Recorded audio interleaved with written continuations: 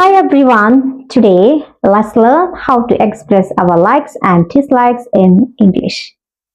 നമ്മുടെ ഇഷ്ടങ്ങളൊക്കെ എങ്ങനെയാ നമ്മൾ ഇംഗ്ലീഷിൽ എക്സ്പ്രസ് ചെയ്യാനാണ് ഇന്നത്തെ വീഡിയോയിൽ. ഇഷ്ടപ്പെടുക എന്നുള്ള ഇംഗ്ലീഷ് എന്താ പറയാ? ലൈക്ക് അല്ലേ? അപ്പോ നമുക്ക് ഒന്നുകിൽ ലൈക്കിന് ശേഷം നൗൺ വെച്ച് പറയാം. എനിക്ക് കോഫി ഇഷ്ടമാണ്. I like coffee. I like tea. ഇത് കൂടാതെ നമുക്ക് ലൈക്കിന് ശേഷം വെർബിന്റെ ing ചേർത്ത് പറയാം. എനിക്ക് റീഡിങ് ഇഷ്ടമാണ്, വായന ഇഷ്ടമാണ്. I like reading. I like reading.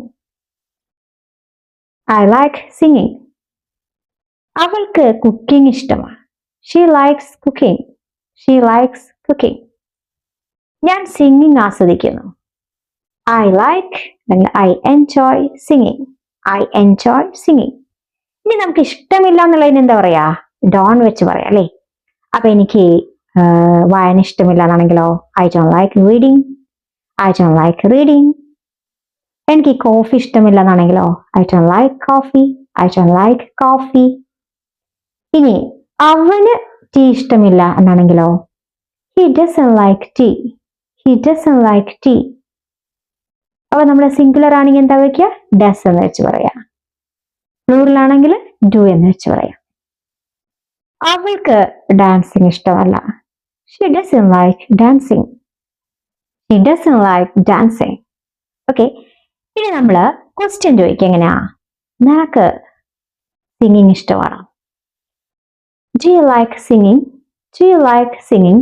ഇതൊരു യെസ് ഓർ നോ ക്വസ്റ്റ്യനാ. ഒന്നുകിൽ ഇതിന്റെ ആൻസർ യെസ് എന്നായിരിക്കും അല്ലെങ്കിൽ നോ എന്നായിരിക്കും അല്ലേ? അപ്പൊ ഓക്സിലറിയിൽ do, does, did, is, am, are ഇതിലൊക്കെ വെച്ച് നമ്മൾ സ്റ്റാർട്ട് ചെയ്യുന്ന ക്വസ്റ്റ്യന് യെസ് ഓർ നോ ക്വസ്റ്റ്യൻ എന്നാ പറയാം.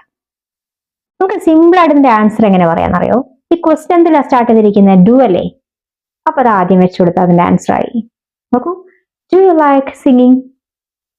നിനക്ക് സിംഗിങ് ഇഷ്ടമാണോ? ഇഷ്ടപ്പെടുന്നുണ്ടോ? Yes I do. Yes I do. അല്ലെങ്കിൽ നമുക്ക് യെസ് ഐ ലൈക്ക് എന്നും പറയാട്ടോ. അപ്പൊ യെസ് ഓർണ ക്വസ്റ്റ്യന്റെ ആൻസർ നമ്മൾ എങ്ങനെ പറയുന്നത്? Yes I do.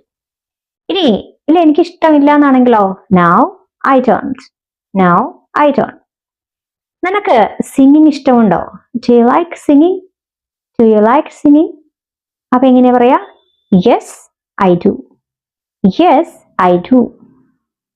No I don't. No I don't. അപ്പൊ ഇതുപോലെയുള്ള ക്വസ്റ്റ്യൻസ് ഒക്കെ നിങ്ങൾ ഡെയിലി പ്രാക്ടീസ് ചെയ്യുക. അപ്പൊ നിങ്ങൾക്ക് അടിപൊളിയായിട്ട് ഇംഗ്ലീഷ് സംസാരിക്കാൻ പറ്റും.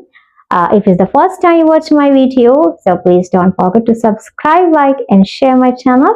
Thanks for watching.